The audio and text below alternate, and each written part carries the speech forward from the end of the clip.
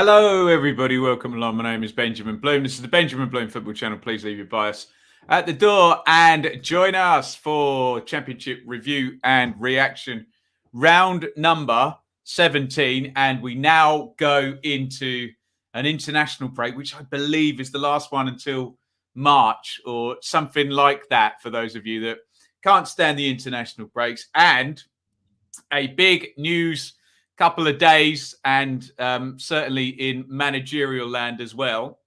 It looks like there may still be plenty to talk about across that international break. Let me know that you can see me, hear me loudly and clearly. We're going to go through each and every game, every team, every game, every goal is what we usually say here. And I'd love to get your comments on each one of those 12 games in the Championship this weekend. Before we get to that, let's say a big thank you to Russ, our good friend. He's had a bit of a rough weekend, Russ, bless him. So we send him all our love and we say thank you for his sponsorship here. Was a foe, now a friend, currently on loan to the Premier League for a year. Thank you as ever, Russ, the legend.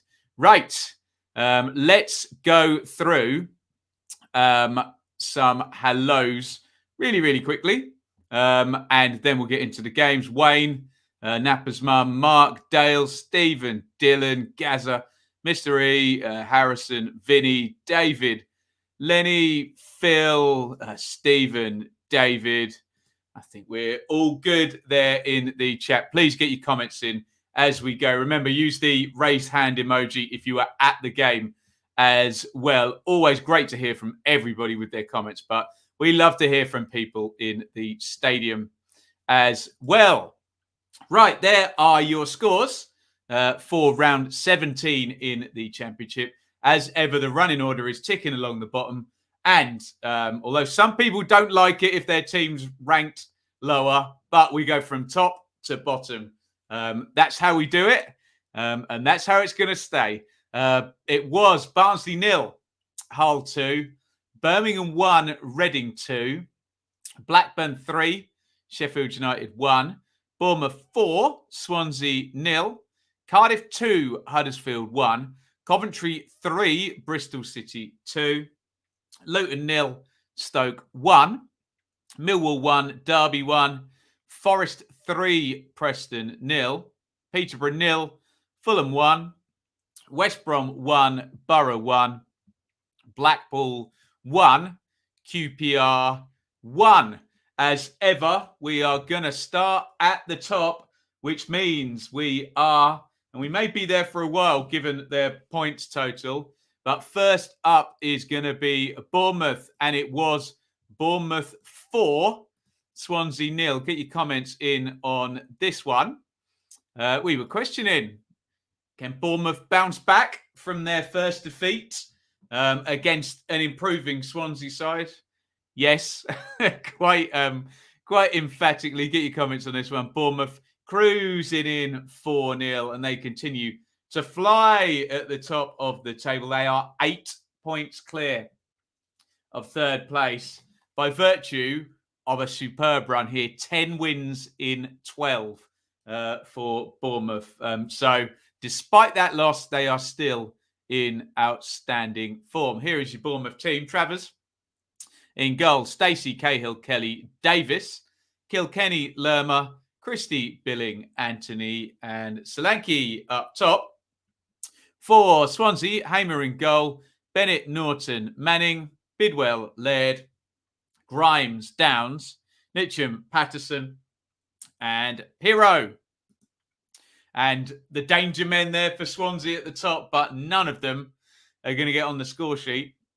And when we look at the numbers, this one did sound a little bit one-sided. There is the opener. Nice move down the left-hand side. Phil Billing gets the cross in. Dom Solanke, first time. Boom. Goal number 12 of the season. And goal number 13 is even better. Bear this one in mind for your goal of the round at the end of the show. Leif Davis, they score from down the left-hand side again. Maybe where they target in Ethan Laird, who's always plays very high up. But that's a great finish by Solanke. Full flying volley, but he still kind of just cushions it into the corner. Brilliant goal by Solanke. 13 for the season, 13 in 17. He's in brilliant form. Here comes number 3. Now, this is where Swansea do shoot themselves in the foot a little bit to end this game, because they're going to get caught out twice for the last 2 goals. I think it's Grimes gets caught for this one. The shot is safe. The ball bounces back up and Jaden Anthony heads in. And then this one, it's Jamal Lowe manages to, I think it's that slide tackle with Manning, and Lowe knocks it across, and Jaden Anthony steers it. It's a good finish, actually. Steers it right into the corner. But Swansea, for those 2 goals, particularly the architects of their own downfall. However, when you look at the numbers, it was a very viable win. 9 big chances in the game to Bournemouth. Incredible numbers there. 7 corners to 2, 7 shots on target to 4, 16 shots to 7. And 4 goals to 0, all fairly workaday for Bournemouth, who continue to just zoom away. Outstanding tally. We always look at 2 points per game. 92 points. Well, not even 92, 85 over the last 10 years will get you automatic promotion. And Bournemouth are way over and above on target for those type of numbers. And really the question we keep asking is, do they drag along a 3rd team, or is it going to be 2 teams at the moment who look like they're going to go out in front? We will find out. But Bournemouth, outstanding. They'll be very, very happy going into the international break. I think Swansea will be too. Obviously, they would have preferred to lose this 2-0 than 4-0 if they were going to lose it. But it looks like they're going in the right direction now, doesn't it? They've got Pirro firing, haven't they? Things have clicked a bit over the last 7-8 games. They're in 12th. They're in the top half. And look, most people have lost to Bournemouth this season, haven't they? So there you go. Let's have a look and see what we are saying. Mark, fascinating game coming. Fulham versus the Cherries. They'll both shake hands on a point right now, I think. Tim, Swans still pour away.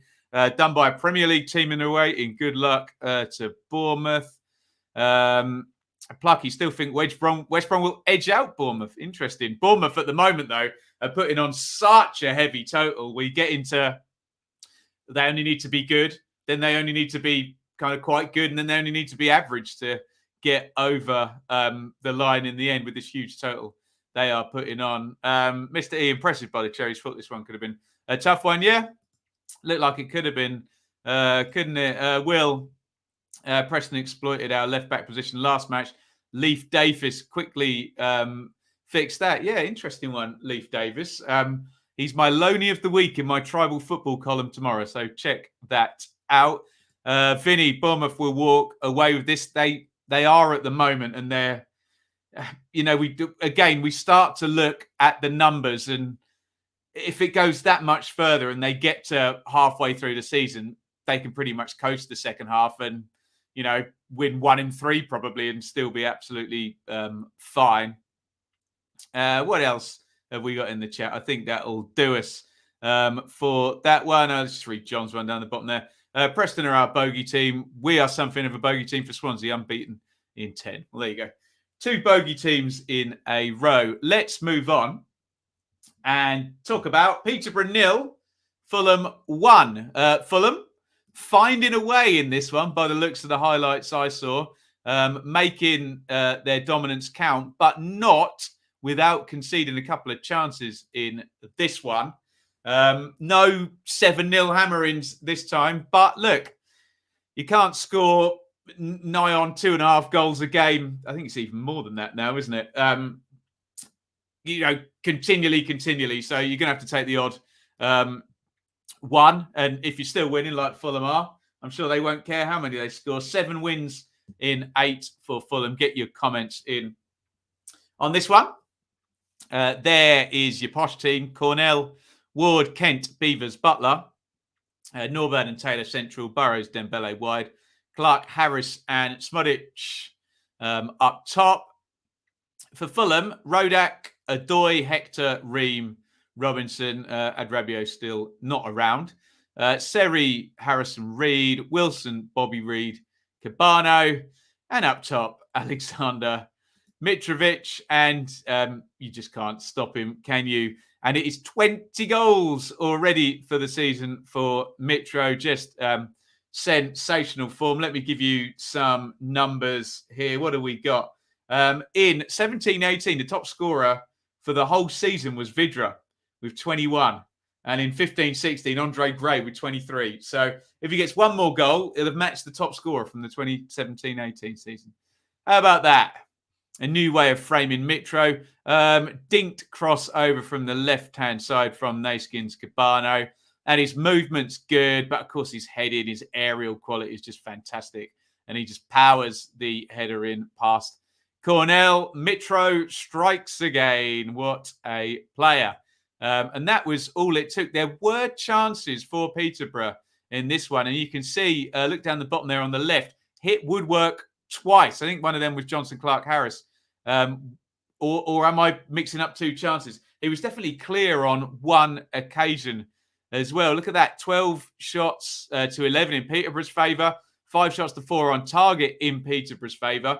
2 big chances apiece. So the numbers fairly tight, and Fulham and their goal machine just managing to get over the line in this one.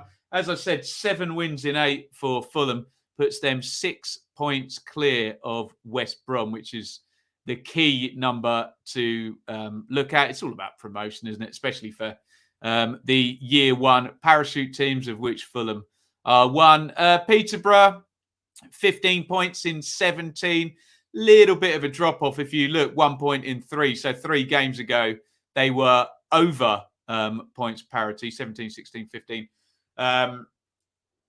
But they've just dropped below it now, and they're sort of relying on Hull and Barnsley being worse than them to keep them out of the bottom 3. That said, I think it was not the worst performance. If you're going to go under and lose a game, I think they did it with fight, and they had chances as well, Peterborough, from what I can ascertain.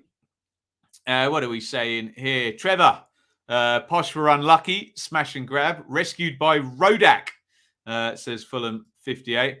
I think we said in the previous show, Peterborough no mugs at home. Despite losing, it proved that against Fulham. Fulham looked tired, but a bit of magic from Mitro is key.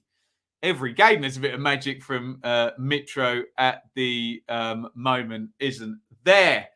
Fantastic stuff. Right, let's move on. And it was West Brom 1, Middlesbrough 1.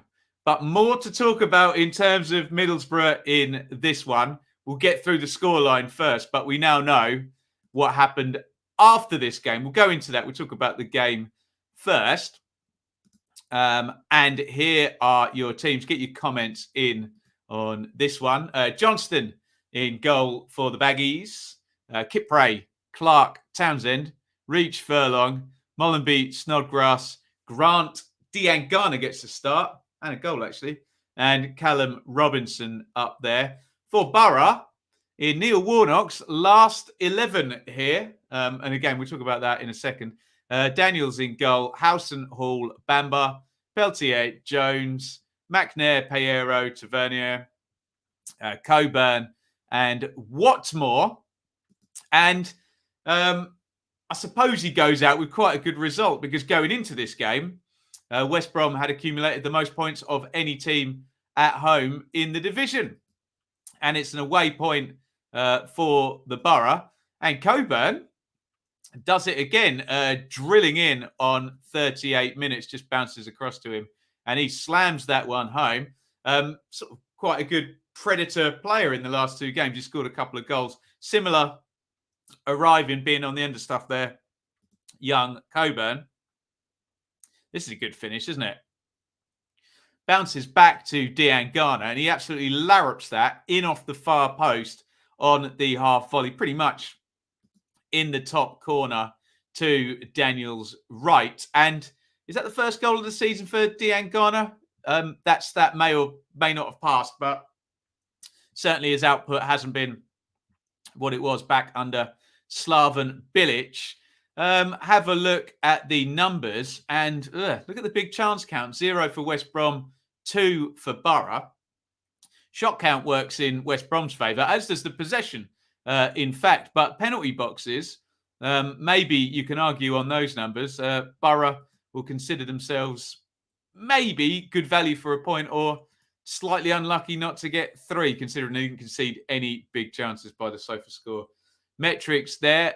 West Brom still kind of been a little bit propped up by their home form, which is now not the best in the league anymore. 21 points at home for West Brom, 11 away. So they're nearly twice as good at home as they are away in terms of points on the board. And, you know, are they going to let Bournemouth and Fulham career away with this? Certainly over the last, 7 or 8 games, it seems to be that a gap has most definitely appeared, hasn't it?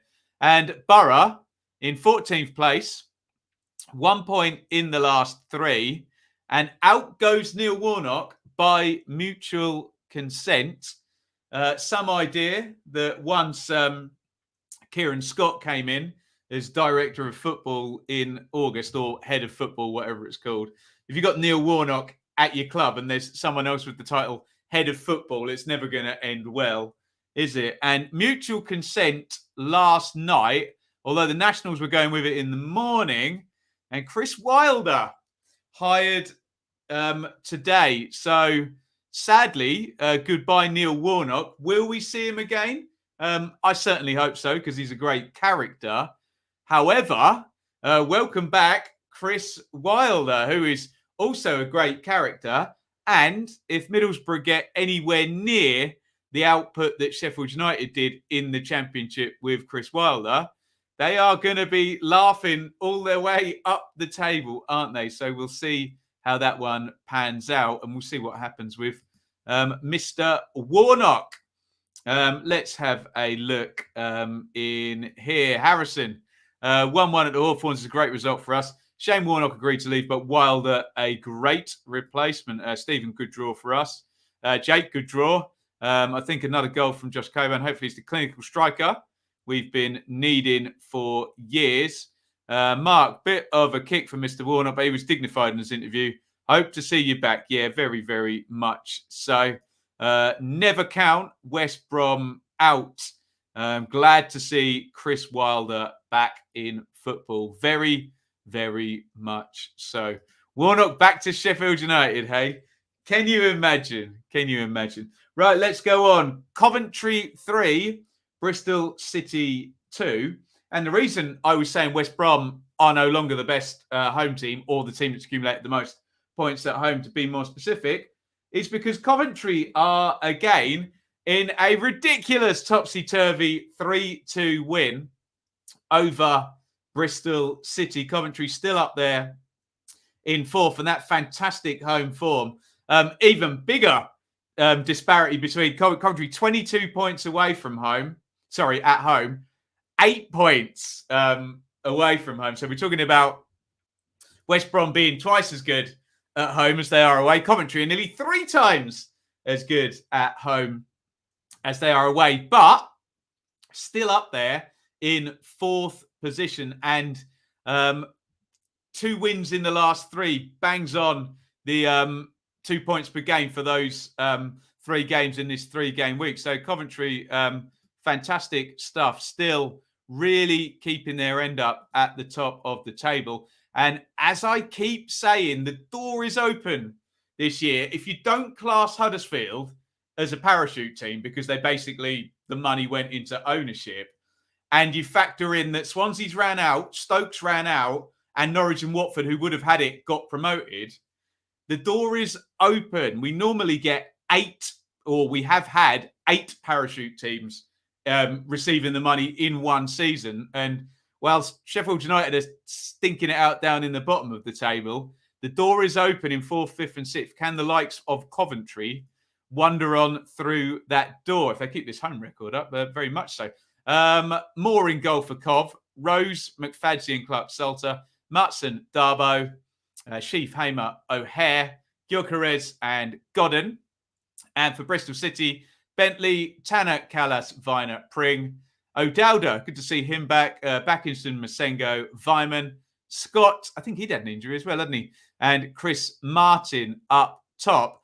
And everything is going to kick off just before half time in this one with a red card for Ian Martson.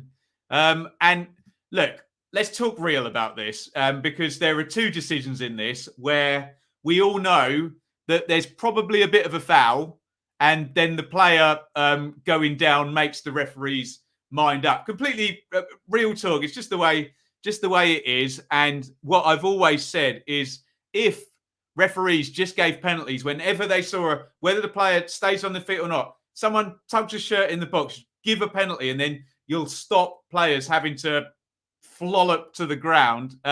So I think with this one, Martson is trying to have a grab of O'Dowda. Is it a foul?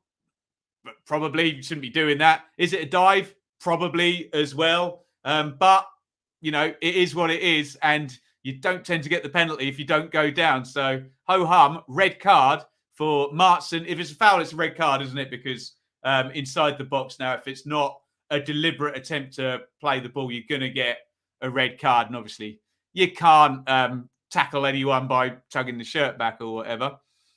Chris Martin sticks the penalty home. Now, here's where it gets very interesting. Because into the box there goes Victor Gyökeres. Down he goes under Zach Viner's tackle there. And you can see again the left hand out on the, I don't know, back here somewhere. Again, is it a foul? Possibly. Is it a dive? Probably as well. Two things can be true. I'm trying to be equal opportunities about this. If it's a foul with the hand and not a little clipping of the feet, should be a red card as well, shouldn't it? Assuming that that's the denial of an obvious goal-scoring opportunity. And away you go. So fun and games in terms of the referee in there. There was no red card given, but Matt Godden's very good from the spot and he sticks it in to the back of the net. And then Bristol City retake the lead on 68 minutes. Bit of a mistake from the keeper on this one. Shot sort of spilled and then squared across for Martin. Squared across by Martin for Weimann to stick it into the back of the net. But Coventry with 10 men at 2-1 down with 74 gone are going to fight back and win this one 3-2 sensationally. Good finish, this one by O'Hare. Drills that one through the crowd from the edge of the box. And then, probably an even better finish when you consider it's in stoppage time. How many have Coventry won in stoppage time this season? They go right to the end, don't they? Kelly slides Godden in and he fires it into the far corner. Woof! 3-2 Coventry. And they once again had the most points accumulated at home of any team this season. You look at the numbers and it looks quite good for Coventry, especially when you consider they played half the game with 10 men. And then you see 3 big chances for Bristol City. So it's another one that they'll feel, given the circumstances, 10 against 11 and losing to a 92nd minute goal, they should have got something. But you have to applaud Coventry at home. They just keep going and keep going and keep going. And that is why they are 4th in the table. Tremendous stuff. Bristol City on a poor run there, down in 19th in the bottom 6 there. You can see 4 defeats in the last 5. They had been sort of backing things up with a good away record, hadn't they? But obviously 2 defeats this week on the road. One at West Brom as well. So I think that's 3 away defeats in a row now. And I think at one point they had the most points accumulated away from home as well, didn't they? Callum, 3 wins in injury time. Yeah, sensational stuff against Forest, Reading and Bristol City. Liam, I wouldn't be surprised if, Pearson was away ill. We hope he gets back nice and soon.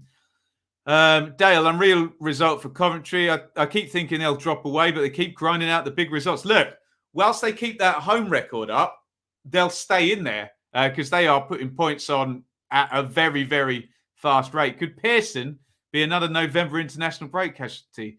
I wouldn't have thought so, but stranger things have happened, and it's all going on in the managerial merry-go-round, isn't it? Callum at the game, amazing comeback, especially with 10, fully deserved. O'Hare is finally getting his goal. Godden catching up with Gyökeres. That's good that Godden's scoring because Gyökeres has kind of slowed down, hasn't he? A much-needed win going into a very difficult run of games. What else are we saying in the chat here? Oh, Liam's going for it. Embarrassing and spineless. Conceding 3 goals to a team down to 10 should be a big wake-up call. Something not right. Agree. Absolutely agree. Bristol City would be in top 6 if every game this season finished in the 86th minute. That's a very damning result, isn't it? Coventry home record imperious. It very, very much is. Brilliant result. Passion. And when it gets down to 10 versus 11, Vinny's right. It's just determination, bravery, all of those things, because technically the 11 should beat the 10, shouldn't they? But that did not happen in this one. So well played, Coventry. And Bristol City fans, not a happy bunch still. Right. Luton 0, Stoke 1 in the Nathan Jones derby. And Stoke are now all of a sudden back up in 5th place after 7 points in the last 3 games. In fact, they'd got 1 point in 4 before winning back-to-back games here. Luton, it's a bit spotty now, isn't it? Win, loss, win, loss. Just a little bit more consistency needed, although Luton are good at bouncing back, aren't they? I suppose that's the nature of spotty form period, isn't it? Here are your teams. Get your comments in on this one. Slugo in goal for Luton. Burke, Naismith, Bradley, Bree, Bell, Impanzo, Osho, Campbell, Cornick, and Adebayo. Good front two, actually, for Luton. I think they've got 15 between them, haven't they? For Stoke, Bursic in goal. Ostigard returns. Suter and Bart. So no Chester there. Timmon, Smith, Sawyers, Allen, Thompson, Fletcher, and Jacob Brown. Up top, Jacob Brown's going to get the goal. It's a very good assist, actually, by Romain Sawyers. This is totally not his game, but he's down the right wing here. You see him just under the BBFC badge there. Swings that across. I don't know if we're being ultra critical. Can Sluga get a stronger hand on this and save it? I don't know. It's close range. He hits it hard. Sluga gets something on it. Can't quite stop it going into the back of the net. And that is the only goal of the game. And it's a bit more of a old school Michael O'Neill Stoke performance. We all thought they were sexy Stoke at the start of the season, didn't we? But going to Luton, grinding out a 1-0 here with only 1 shot on target. You love that if you're a Stoke fan. Conceded 7 shots, only 2 on target. 2 big chances to Luton, though, and they didn't get on the score sheet. Hopefully for the Hatters, that's not going to be like the opening days of the season where they were chasing that big XG and there was a bit of a disparity between the chances they were creating and the chances they were actually taking. So looking at the table, again, I'll repeat myself, it's very, very open underneath West Brom, isn't it? Coventry with that home record have taken the 4th spot, and Stoke, who have just had 1 point in 4 games, all of a sudden, draw, win, 7 points on, up they go, back up into 5th place. Very much an open door if you want to get in the playoffs here. Just bang on 1.5, 1.6 points per game, and you're probably going to get in there. I think we could get a 69, a 70 or something, a lowish total in 6th place, maybe even 5th place as well. Who knows? Luton will think they'll be one of the teams that can do it, but they need to be a little touch more consistent. Look, 6-1, 6 drawn, 5 defeats for the Hatters. That looks very middling if they lose the next game, doesn't it? 6-6-6, the number of the beast. Let's see what you lot are saying in the chat here. Good run of results for Stoke. Yep, the last 3 very much so. Hoping they could have drawn, but instead it was a bit boring. Oh, okay. Harrison, Stoke do have a strong squad. Just need to not get any more injured. Yeah, missing Nick Powell at the moment. Stoke, a strange team to predict, says Mark. Good turnaround, says Dale. 7 points for 9, considering the Cardiff result. Yeah, that was all doom and gloom, that first point, wasn't it? Jacob Brown is starting to get a few goals for us. Yeah, they kind of converted him from a winger to a striker, haven't they? Stoke are bouncing back, says Ben. Very much so. Good to see Neil making a few subs, slowing down the flow of the game. Getting a result, game management has been bad. Yeah, especially if you're losing a 3-0 lead in one of the previous games. Game management can most certainly come into question then. Right, on Saturday night, it was a Blackpool 1, QPR 1. I suppose we can call Blackpool playoff outsiders now, given I've said the door's open and they've been in good form. But 1 point in the last 2 for Poole, but they get it in this game. QPR just moving a little bit faster at the moment, 8 points in 5. Good week for QPR, actually. You consider they had 2 away games out of the 3 as well. They've taken 5 points from those 3 games. Obviously, would have liked it to have been 1 more. And it would have been 2 more if they hadn't conceded that late goal against Forest in the watch-along last Friday. Let's just get the teams up for this one. And for Blackpool in goal, Grimshaw, so still no Maxwell. Gabriel Ekpiteta, husband, no Keogh there, of course, and James. Dale and Bowler wide, Wintle and Dougal central, so no Anderson as well, who's been in good form. Oh, yes, he is up front. There you go. Look ahead, Ben. And Gary Medine up top with him. So no Lavery, no Yates. Anderson having to do a turn up front. QPR, Dieng in goal, Dickey, Dunn, Barbe, Adoma, Odebajo, Amos, Dazelle, Chair, Willock, and Dykes. Now, before the first goal was scored in this one, huge furore because it was on TV, of course. Blackpool looked like they had an okay goal disallowed. And, you know, you see instances like that and you still see people saying, oh, don't put VAR in the Championship. And I'm kind of like, just give them some help. You know, the linesman obviously thinks that because the keeper's out a little bit further, that there's not 2 players behind. It gets headed in. And I think the ball's already over the line before Medine touches it.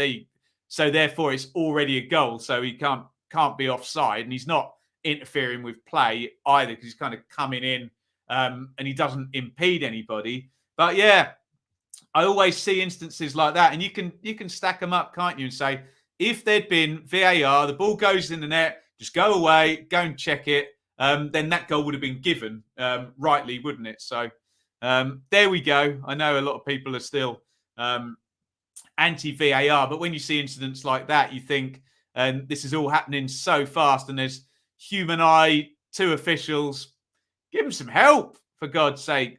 Let good goals stand, for goodness sake. Anyway, speaking of good goals, after that one, what a finish by Willock, swinging that one in with the right foot, using the defenders to curl it round as his marker, smashes it in off the far post. Great goal by Willock.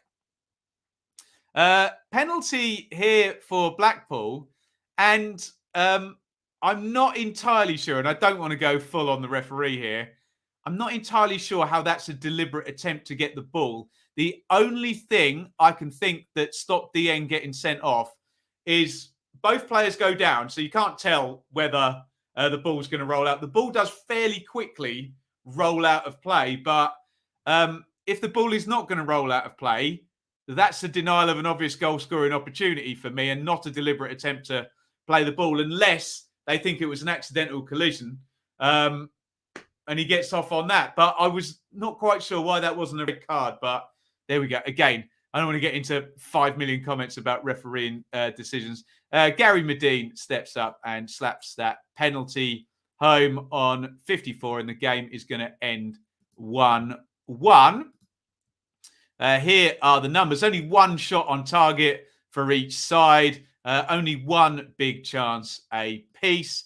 I'm sure Blackpool fans will point to the goal they got disallowed, but it is what it is. You know, give them some help. Give the refs some help. Everyone says the refs are not good enough. Give them some help then. Do you know what I mean? But there we go. That's not a hill I want to die on tonight, particularly. QPR up into 6th. And yeah, decent week. I was calling them flaky. I suppose they have still conceded a late goal to drop points this week, but good win at Cardiff. And, you know, Blackpool away, in the winter, late Saturday night in the wind. Good result, isn't it, in the end? Blackpool, 1 point in the last 2, but big picture, those first 17 games to be 10th. That is excellent, excellent work by Critchley and Blackpool, isn't it? Right, what are we saying here? Blackpool's controversial goal was over the line before it was interfered.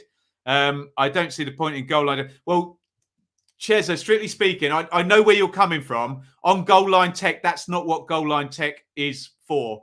Goal line tech only tells you whether the ball's gone over the line or not. So whilst I agree that it probably should have been a goal, that's not what goal line tech is for. It will just tell you all that will have done is goal line tech goes in. So literally nothing happens. The thing buzzes, and we all know the ball's gone over the line anyway, don't we? So VAR, different matter. QPR, forever lucky to get a point. Blackpool disallowed goal. Should have stood. Should have had another penalty. A great goal by Willock. Odebajo has a hamstring injury. Hopefully not serious. Harrison, I think it was a decent result for two good teams. Blackpool unlucky with the disallowed goal. I think we all agree with that, don't we? Nice game. Solid poke. Blackpool should have won. QPR looked good. Not disappointed in the boys to go away to Swansea and then to Blackpool and get 4 points. You mean Cardiff? Cardiff, wasn't it? Amazing. Yeah, agreed. It's been a good week, isn't it? Blackpool are a team nobody knows about, says Paul. I think we know about them on this channel. Certainly been following them a fair while, but there we go. Marcus, Blackpool and QPR won't be in the top 6 come end of season. Well, aren't you a misery, Marcus? You better tell us who will then if they're not going to be. Blackpool could definitely sneak in playoffs come end of season. As I say, the door is open. Very, very much, isn't it? Let's go on to the next one, which is Blackburn 3, Sheffield United 1. Get your comments in on this one. Blackburn 3, Sheffield United 1. And Blackburn 3 wins in 4 after, I think, 1 point in 4. And sorry, Rovers fans, I don't know where the bigger story is. Just Sheffield United continuing to stink it out now. A year 1 parachute team, 7th from bottom. And the struggle is real. I've been expecting it to trend back up for ages and ages. It's just not happening for Blades, is it? They just cannot get going. And when I say get going, I mean by the standards of an ex-Premier League team with a manager who's been promoted a couple of times from this division. There are your teams. Blackburn, Kaminski in goal. Nyambe, Lenihan, Wharton, Aiden, Kadra, who's going to get a goal actually in this one. Davenport, Travis, and Paveda. Buckley and Ben Brereton. Diaz up top. For Sheffield United, Olsen, Bogle, Basham, Egan, Stevens, Fleck, Norwood, Brewster, Gibbs-White, Osborne, and Billy Sharp up top. And, well, one positive for Sheffield United. Finally, Rhian Brewster scored a league goal. And another assist for Billy Sharp, just 2 minutes in this one. And not only has he scored a goal, it's a superb goal as well. Slammed in full on the volley. Whose was the other volley? Dom Solanke's. I think this one might be even better. He smashes that one in. Great goal by Brewster. Hopefully he can get on a run now and be the player that, when he was at Swansea, was just beating up on the Championship. But, yeah, it feels like a long time ago, doesn't it? Here is the goal from Kedra. Slid in by Davenport. And look, I put Basham arriving down as one of my best Championship moments just for the narrative. He really gets turned inside and out for this one. And he won't be happy with that. So I think, yeah, it's John Egan standing. I think it takes deflection on the way in as well. This one, here comes goal number 2. And of course, it's Ben Brereton Diaz arriving for goal number 13 of the season. Paveda slides it across. And it's Paveda, the Leeds loanee. Lovely feet here, but I do think Olsen spills it in the first instant. But nice little left foot to right foot, quick touch by Paveda to take it around the keeper. One more, and then he just slides it into the net. Good dribbling by Paveda in the tight space. And 3-1 to Blackburn. And what do the numbers tell us? Well, Sheffield United, tons of possession again. 6 shots to 4 on target to Blackburn. 8 corners to 4 to Blaze. 2 big chances apiece. Penalty boxes, and particularly defensively, Sheffield United just not doing the business. If you're creating 2 big chances and only conceding 2 big chances, shouldn't be losing the game by 2 goals, should you? But there we go. None of those Blackburn goals were, particularly you'd hold your hands up and say, oh, just got punished by some great attacking. But there you go. And Blackburn have got Ben Brereton Diaz. They are firing on up the table. Look at the goal difference back as well after losing 7 to Fulham earlier in the week. And look, but for that goal difference, they would have been in the top 6.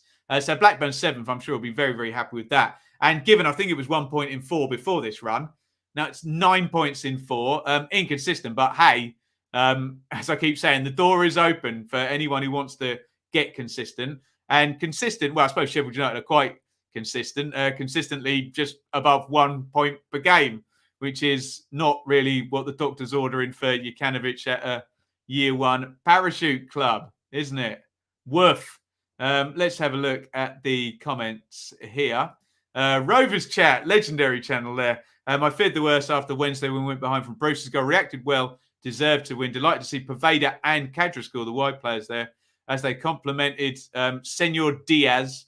Well, a good bounce back from Blackburn. Yeah, very much so after 7. Sheffield United are really struggling. Something needs to change. Well, we will see what pans out, whether that's a slow and steady change or something more drastic. Ben, so happy to get a response. Poveda and Kadra were immense. Would have taken 6 points out of 9, but Wednesday obviously leaves a bit of taste. Well, look, if you said to a lot of teams, you're going to play 4 games, but you're going to win 3 of them, but you're going to lose the other one 7-0. 9 points. Take the 9 points. Why not, hey? Why not? Mark, January can't come quick enough for Sheffield United. Yeah, are they going to give it to Jukanovic? We will see. Ollie, sad to say Jukanovic doesn't have a clue. I'm not going to call him those 2 names.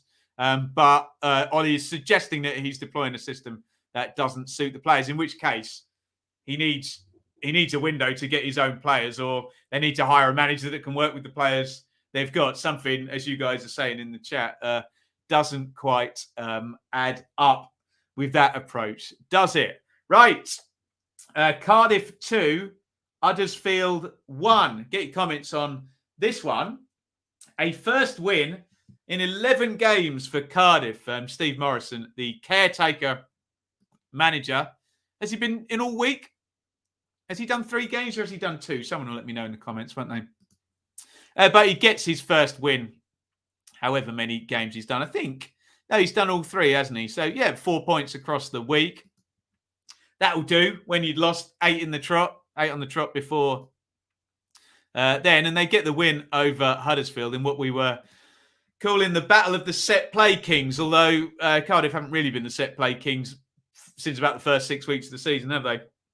There is your Cardiff team. Smithies in goal. McGuinness, Flint, Nelson, Giles, NG, Pack, Rules, Harris, Bakuna, and Kiefer Moore. Back to his best in this one. Maybe he's enjoying working with Steve Morrison, hey? Nichols in goal for Huddersfield. Pearson, Lees, Colwill, Thomas, and Toffolo, Hogg, O'Brien, Sinani, Ward, and Holmes. Here come the goals, and poor old Mark McGuinness, bless him. This is one to forget, isn't it? Completely falls short for this one and lets Daniel Sinani in. Good finish, actually, by Sinani. Nice and calm and just eases it through the gap in past Smithies. Here is a set play goal by Cardiff. We said possibly the kings of the set plays. Rules puts the cross in. Kiefer Moore on the near post. And goal of the week alert. Remember this one. This is a brilliant header by Kiefer Moore. Look how far he is out. Look how he's climbing. Look where the keeper is as well. He powers that back right into the far corner from Davies' cross in the 93rd minute. It's a brilliant goal by Kiefer Moore. brilliant double, brilliant win for Cardiff. They needed that one, didn't they? Get your comments in on Cardiff 2. Huddersfield 1. I was going to say it looks quite viable when you look at the shot count, but look at the big chance count down the bottom there. Cardiff 0, Huddersfield 5. I have no idea what went on there, but on another day, it's an easy win for Huddersfield, that one. But it is what it is, and Cardiff get the victory. Let me know if you saw that game, how bad the chances Huddersfield actually missed were.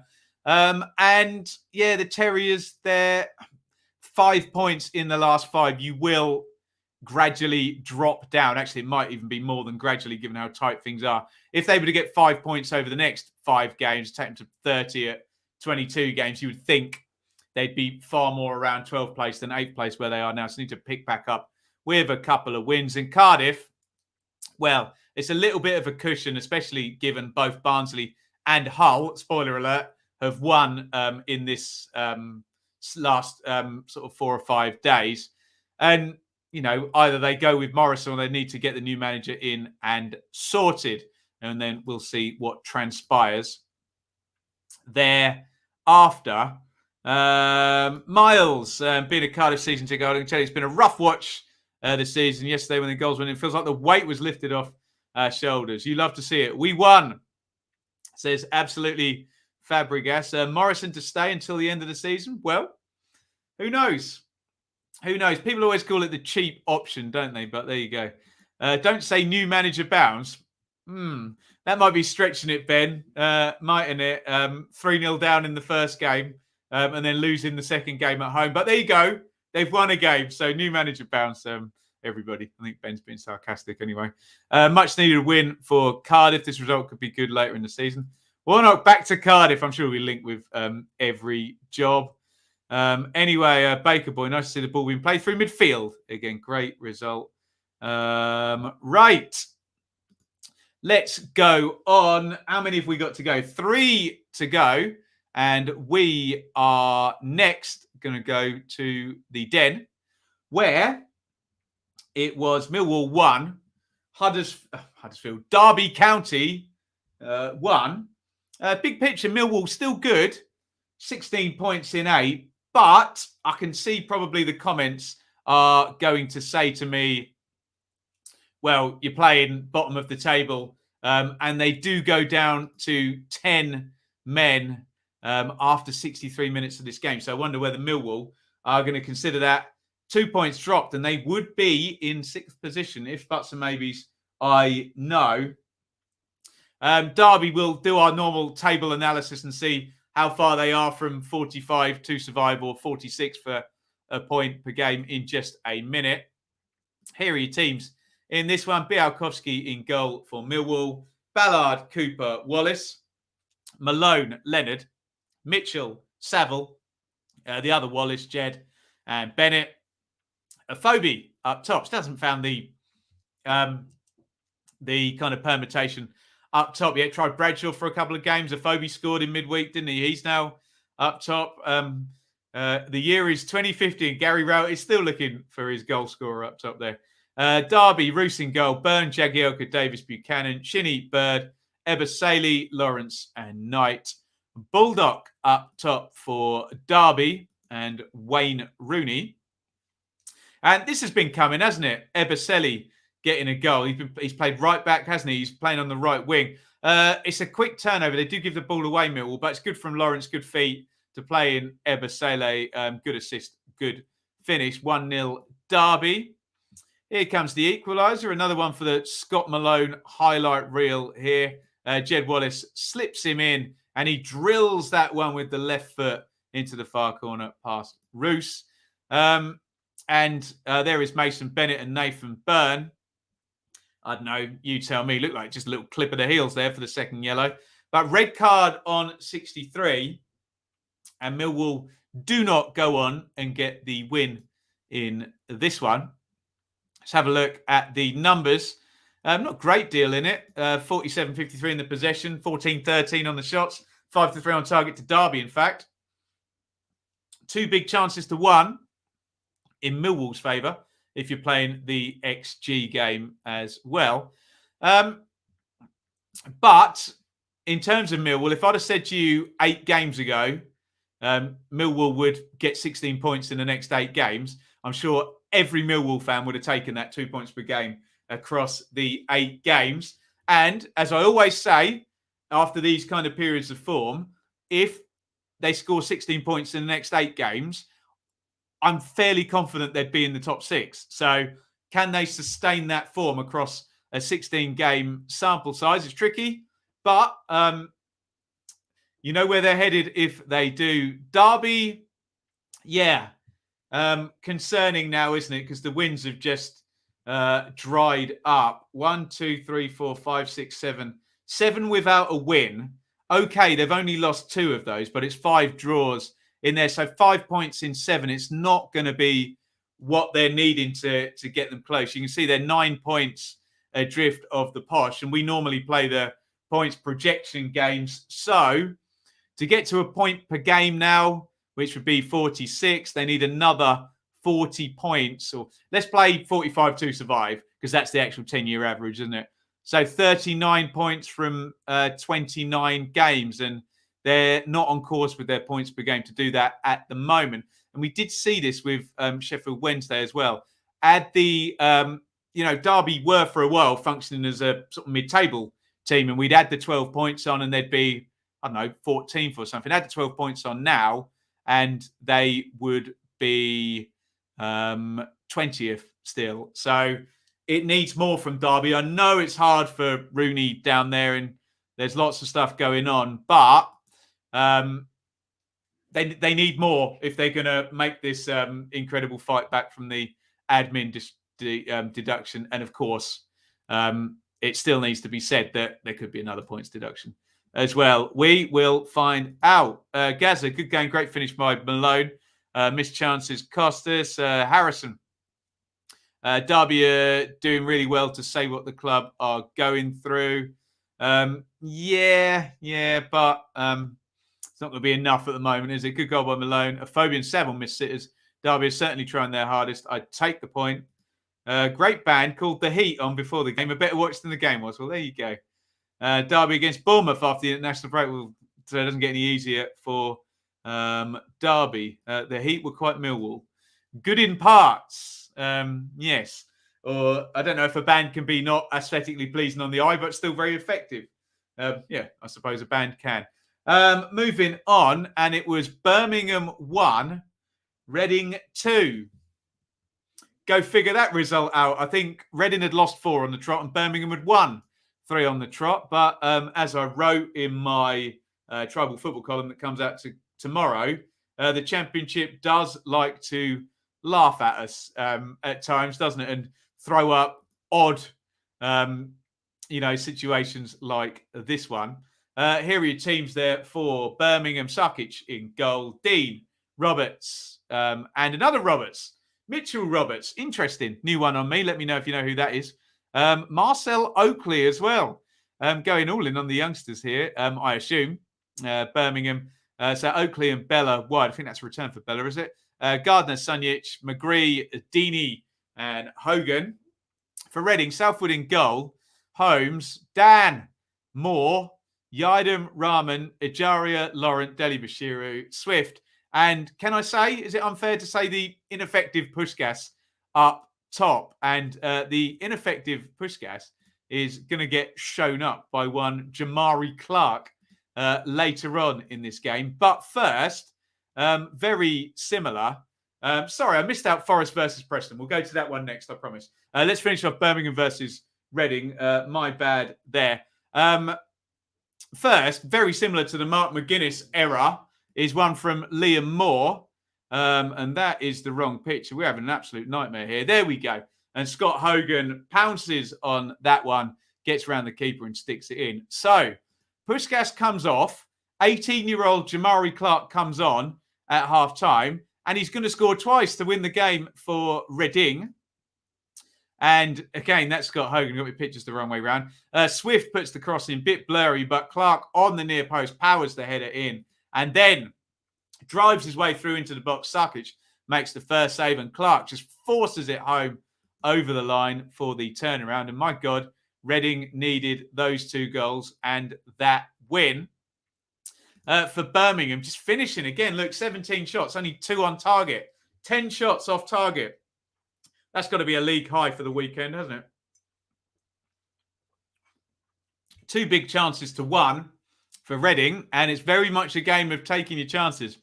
They're going to take both of them, and they're going to win the game. And Birmingham's, can you call it a mini revival? 10 points in 4? It's a revival. It's not even a mini revival, is it? Ends there, and you can see the little switch around in the wins and losses there, and both teams tied up on 22 points, and who knows where they'll both be headed next. We will find out. Let's have a look here. Mr. E. Pauno's halftime Zoom talk. Only in 2021 could we get that. He has now had a negative test result, so should be able to return to work next week. Surely Clark will get a start next match. If he doesn't get a start, he'll certainly be on quicker and with more expectations. I'm quite surprised Birmingham lost, but an important win for Reading. Paul, a lot of people don't like... Paul, that's the second strange comment you've put in there. Tell us what you think, yeah? And if you think somebody else thinks something you disagree with, name the person who said it and what they said, rather than this, a lot of people. Who? What did they say? We'll tell you what we think. Everybody will on the channel, but a lot of people, and to back up your opinion, I'm not entirely sure on that, but there we go. Ben, don't quite know what to make of Birmingham. They're quite the conundrum. So Reading as well, aren't they? Right, sorry, I missed out Nottingham Forest. So let's go back, and it was a very good win actually for Forest. Forest 3, Preston 0. At the City Ground. What are you talking about, Paul? Benjamin is 1. Right, go on. Sorry, I won't spend too much time on this, people. Paul, give me one quote I've said that allows you to dare accuse me of not liking Forest. Go on. Good luck, mate. And if you can't prove one, we'll just block you, okay? Because that's just an idiotic claim. Right, let's talk about Forest, who've been playing very well and had a great win at the weekend. 3-0 over Preston, and Steve Cooper finally sorting the home form out now. Is that first win for Cooper at home for Forest? I think it is. Samba in goal. Spence, Worrell, McKenna, Lowe, Colback, Yates, Johnson, Zinkernagel, Myton, and Lewis Graben at the double up top. Still scoring the goals in the Championship for Preston. Iverson in goal, Vandenberg, Bauer, Hughes, Earl and Barkhazen, McCann, Whiteman, Potts, Reese, and Johnson doing a turn up front for North End. Here are the goals. And I think this can go in the same bucket as the 2 penalties in the Coventry and Bristol City game. Is there contact? Yeah. Is it a foul? Kind of. Does the player throw himself to the ground to make sure he gets the decision? Yeah. You unpack that how the hell you please. But Lewis Graben's going to unpack that just like that and slam that penalty down the middle into the back of the net. 1-0 Forest. This is a good goal by Jack Colback. He's fairly close in, but it's a very decent volley through the crowd. And once it goes through that crowd, left-footed by Colback, flies in to the corner to Iverson's right. And here's the third one there. Graben just adjusting his feet. Always been a good early shooter. Graben controls the shot calmly into the far corner. And it is 3-0 Forest, and a fine win for them there. Tricky Trees, and a very viable win as well. Look at that. Low numbers for Preston. Didn't create anything, did they? Only 2 shots on target in the game. 2 big chances to 1. Forest take theirs and keep moving forward well under Steve Cooper. Not quite in the top half, which they were until that recent run, weren't they? But again, and I'll say what I said about Millwall.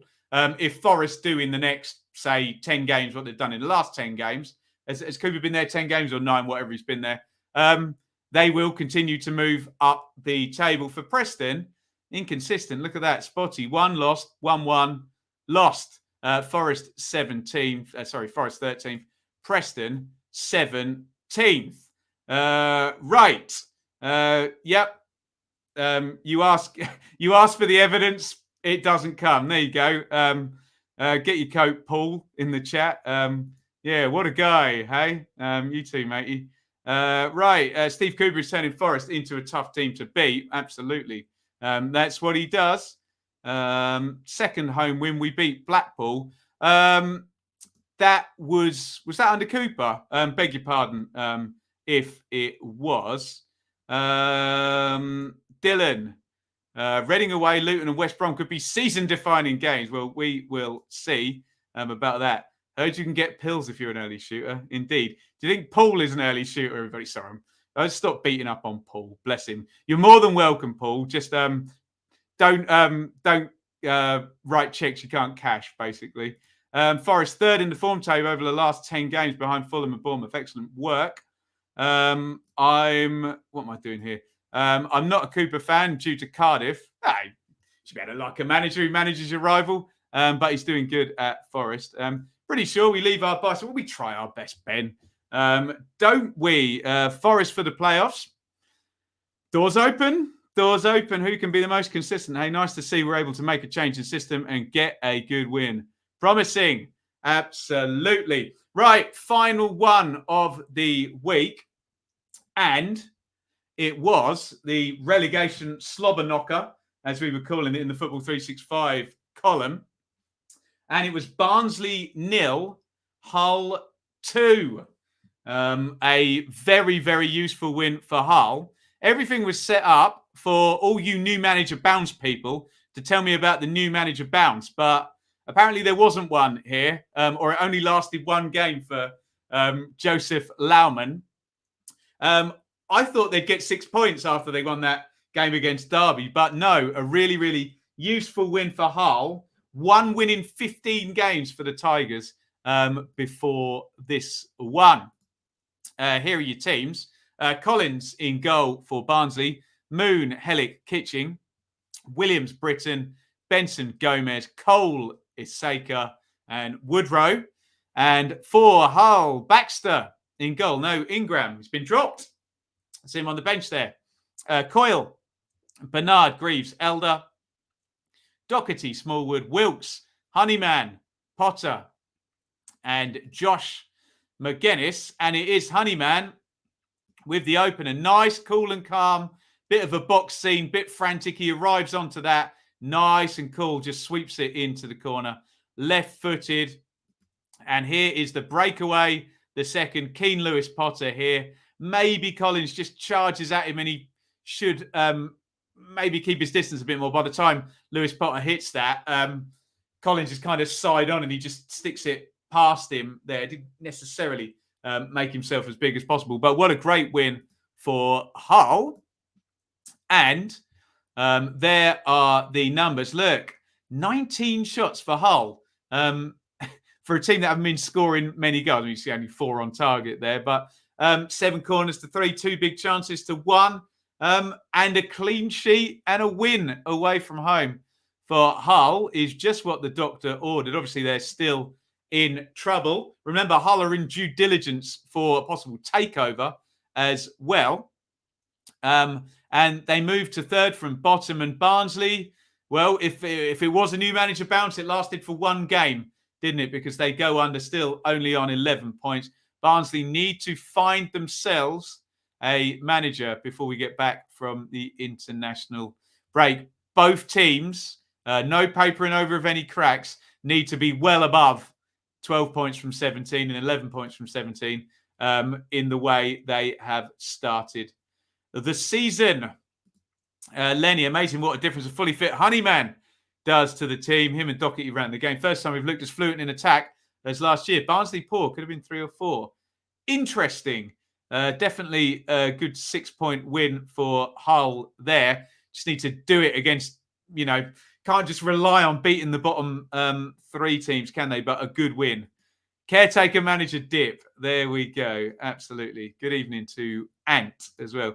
A crucial win for Hull. Barnsley just needs someone to help them Survive, yeah, reset as well. Greaves and Bernard, very solid. Fit Honeyman makes us play so much more, or so much more better. So much better. There you go. Hull could be re-signing Evandro. I remember him. There we go. Right, that is all 12 of our games. We're going to go into Team of the Week and Goal of the Week in just a second. If you wouldn't mind, if you're still watching, please hit that like button wherever you're watching. And please hit subscribe and ring the bell. We're getting ever closer to the mythical 20,000. It's like 19,830 or 20 or something at the moment. Please hit subscribe if you haven't already. Tell your friends. Get them to subscribe as well. Get us over 20,000. Feels like it's been a long time coming. Right. Here we go. It's time for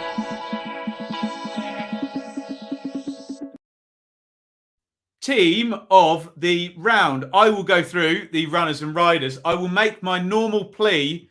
Please only vote for the team you support if you actually think they were the team of the round. Please consider other teams other than the team you support. We're trying to consider all 24.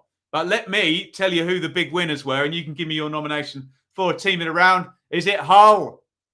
Big win for them. Is it Reading? They needed a win as well. Is it Blackburn beat Sheffield United? Bournemouth? Well, they're boring. They keep winning up the top of the league. Beat Swansea 4-0. A good result. Cardiff, first win in 10 for them. Coventry with 10 men.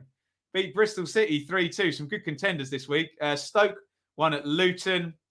Forest, good win over Preston. Fulham found a way against Peterborough. Those are your winners. Hull, Reading, Blackburn, Bournemouth, Cardiff, Coventry, Stoke, or Forest. I would narrow it down to Hull, Reading, or Coventry, or Cardiff. I think they're my four. Let me know who is your team of the round. I'm going to click over to the comments and see if we get any type of consensus here.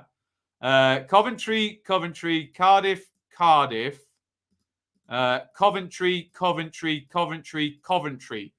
I'm going to stop the count because I've got a consensus. Coventry is our team of the round. And we are going to move on to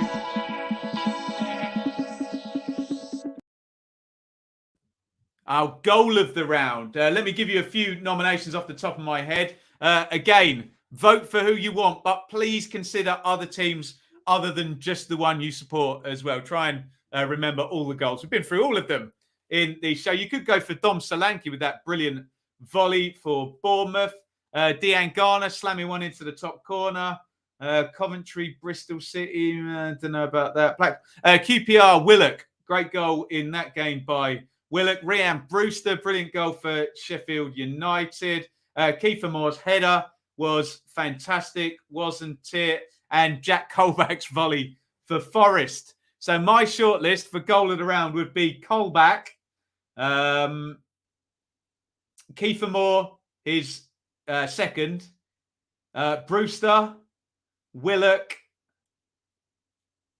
Dean Garner, and Solanke. That would be my nominations. Let me know who your goal of the round is. Let me go through them one more time. Maybe Solanke for Bournemouth, Dean Garner for West Brom, Willock for QPR, Brewster for Sheffield United, Colback for Forest, Moore for Cardiff. What do you think? Vote for who you like. Right, what are we saying here?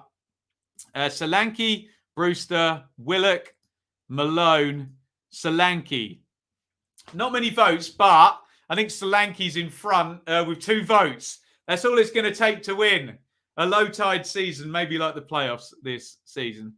Although Brewster just coming with an equaliser there. And then there's another one for Solanke. Right, that's it. I'm stopping the count. Solanke's the winner. There we go. So Coventry team of the week, Solanke goal of the week. Right, thank you everybody for watching. We are going into the international break, by God. So do let me know. Hit me up on Twitter. Any ideas for content, what you might want to see. If you're on Patreon, roundtable tomorrow night. Come and join in that. And you can sign up on Patreon if you want to. www.patreon.com/SUPERSTICKERS. Benjamin Bloom. We'll be back tomorrow with the Dearly Departed review for those Premier League, ex-Championship teams in the Premier League. So do check that out. And then probably over the weekend, I'll have a bit of a break next weekend. But do let me know any top 10s or tier lists or anything you want to see next week. Thank you, Mark. QPR forever. David, any other thank yous? I'll play them over the advert.